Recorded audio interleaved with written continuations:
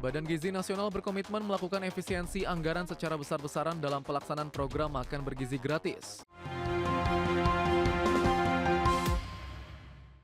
Badan Gizi Nasional akan menggandeng investor untuk pembangunan dapur di wilayah 3T. Kebijakan ini merupakan bentuk komitmen dalam melakukan efisiensi anggaran dalam pelaksanaan program makan bergizi gratis.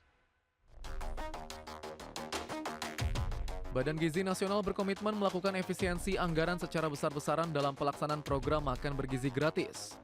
Langkah ini ditempuh melalui berbagai strategi, mulai dari menggandeng investor dan dana tanggung jawab sosial perusahaan untuk pembangunan dapur di wilayah 3T hingga menghentikan sementara pembangunan dapur baru. Kepala BGN Nanik SD yang mengatakan upaya mencari sumber pembiayaan alternatif untuk mendukung pembangunan dapur MBG di daerah 3T tanpa membebani APBN merupakan bagian dari upaya efisiensi yang sedang dijalankan BGN di tengah kebutuhan peningkatan kualitas layanan program MBG. Selain mencari sumber pendanaan non-APBN, BGN juga memutuskan untuk melakukan moratorium pembangunan dapur baru. Untuk 3T, ini kami akan mencoba mengurangi tidak menggunakan APBN, mencoba ya. Tetapi tadi kami belum ke sini nih, sudah di demo nih oleh rupanya ada investor yang sudah membangun 3T. Kami akan selesaikan bagaimana sebaiknya, tapi untuk wilayah-wilayah yang belum digarap oleh investor, kami akan coba kerjasamakan atau kita bisa dibiayai dengan CSR-nya BUMN atau mungkin ada hibah dari luar negeri. Nanik menegaskan fokus utama lembaganya saat ini bukan lagi menambah jumlah dapur, melainkan memperbaiki tata kelola dan memastikan seluruh dapur yang sudah beroperasi berjalan sesuai standar yang ditetapkan. Jakarta, Tim Liputan, IDX Channel. BP BUMN akan menutup 14 anak usaha PT Telkom Indonesia Persero Tbk seiring dengan adanya program streamlining yang dilakukan di seluruh BUMN dengan cara merger maupun likuidasi. Kepala BP BUMN Doni Oskaria mengaku tidak akan ada PHK dalam aksi korporasi tersebut. Kepala BP BUMN Doni Oskaria mengaku akan menutup 14 anak usaha PT Telkom Indonesia Persero Tbk. Langkah tersebut dilakukan seiring dengan adanya program streamlining yang dilakukan di seluruh BUMN dengan cara merger maupun likuidasi. Doni Oskaria menegaskan tidak akan ada PHK dalam penutupan anak usaha Telkom. Pasalnya, pegawai yang terdampak dalam program streamlining akan dipekerjakan di perusahaan lain yang digabungkan atau dikonsolidasikan dengan perusahaan lain menjadi satu, salah satunya di fiber optik. Konsolidasi, misalkan kayak fiber optik itu nanti terkonsol ada beberapa perusahaan menjadi satu, kan size-nya menjadi besar, karyawannya ikut, kan banyaknya merger, gitu. Saat ini, Telkom memiliki anak usaha sebanyak 67 perusahaan, di mana nantinya 12 hingga 14 anak usaha akan dilakukan konsolidasi atau merger. Beberapa rencana penggabungan atau konsolidasi di anak usaha Telkom meliputi anak usaha yang memiliki lini bisnis fiber optik, pengembangan data center, tower, hingga infrastruktur. Jakarta, Riki Anwardi, IDX Channel. Presiden Amerika Serikat Donald Trump mengklaim pihaknya akan menyatakan kemenangan total atas Iran dalam 2 pekan ke depan. Trump mengeluarkan pernyataan tersebut hanya beberapa jam setelah Iran dan Israel sepakat untuk menghentikan eskalasi kekerasan terburuk sejak berlakunya gencatan senjata pada April lalu. Trump menyebut kemenangan bagi Amerika Serikat atas Iran akan segera terjadi dan dengan kemenangan tersebut, Trump optimis harga minyak mentah dunia akan kembali turun. Adapun ketegangan di Timur Tengah meningkat tajam sejak hari Minggu lalu ketika Israel membombardir ibu kota Lebanon, Beirut. Israel tetap menyerang Lebanon meskipun gencatan senjata masih berlangsung. Langkah tersebut mendorong Iran untuk melakukan balasan atas serangan Israel ke Lebanon dengan meluncurkan rudal ke wilayah utara Israel.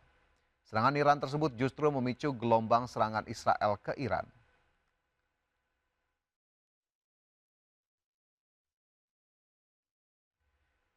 Presiden Amerika Serikat Donald Trump mengklaim pihaknya akan menyatakan kemenangan total atas Iran dalam 2 pekan ke depan.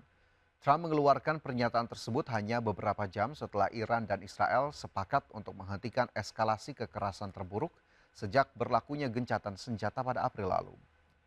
Trump menyebut kemenangan bagi Amerika Serikat atas Iran akan segera terjadi dan dengan kemenangan tersebut, Trump optimis harga minyak mentah dunia akan kembali turun.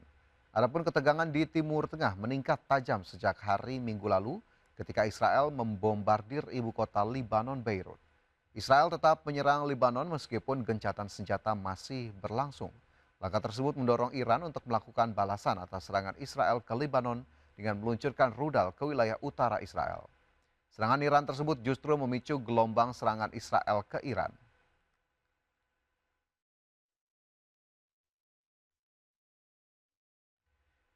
Pemerintah tengah menyiapkan paket stimulus ekonomi baru untuk menjaga daya beli masyarakat di tengah tekanan nilai tukar rupiah yang telah menyentuh level 18.100 per dolar Amerika Serikat.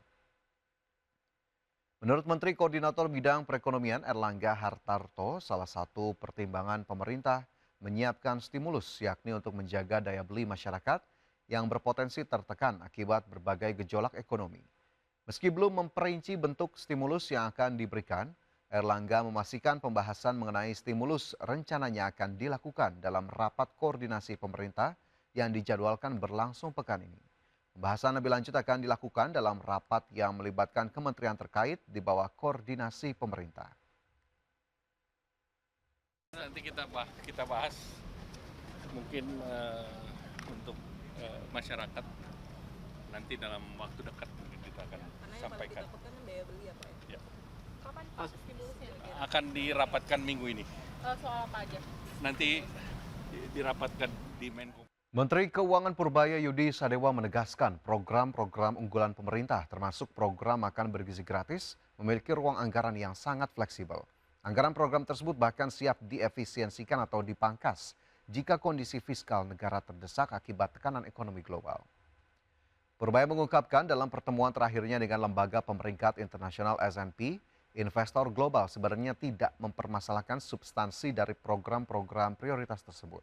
Para investor hanya mengkhawatirkan sentimen negatif yang terlanjur berkembang di pasar keuangan. Purbaya memastikan pemerintah telah meyakinkan pelaku pasar bahwa fondasi fiskal Indonesia tetap kokoh. Meski program-program strategis tersebut tetap berjalan, defisit anggaran akan tetap dijaga ketat di batas aman. Antara lain saya bilang bisa dari MBG. Antara lain ya mungkin ya. Tentu aja itu tergantung kepada putusan Bapak Presiden, petunjuk Bapak Presiden. Tapi yang clear, Bapak Presiden jelas ingin efisiensi juga. Kalau nggak ada langkah yang seperti kemarin. Malah MBG diganti segala macam. Itu kan jelas menunjukkan komitmen Bapak Presiden untuk menjaga belanja nggak sembarangan dan untuk menjaga fiskal defisitnya di bawah 3%.